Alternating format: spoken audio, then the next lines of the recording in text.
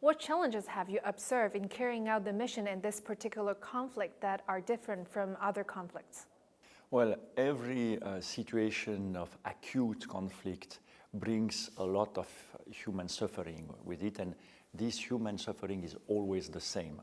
People injured, people being killed, and their families not knowing what happened to them, and it's a lot of desperation, a lot of anguish. Now, what is particular, of course, is that Gaza is highly urbanized. The population density is one of the highest in the world.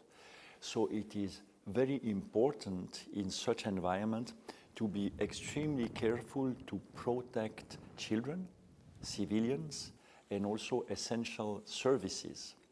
And this is very challenging in a very densely populated area.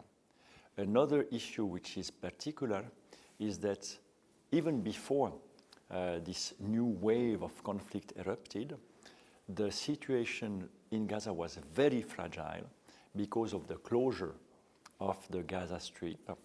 And you had before some 500 trucks or the equivalent almost every day to sustain a semblance of survival and livelihood in the Gaza Strip. So you have already a very fragile ecosystem, and of course this renders the situation more dramatic for the population affected. You have also to notice that about half of the population is below the age of 18, so it's a lot of youth and children who are directly affected. There has been difficulties in delivering humanitarian relief to Gaza, so help us understand ICRC's role in this conflict.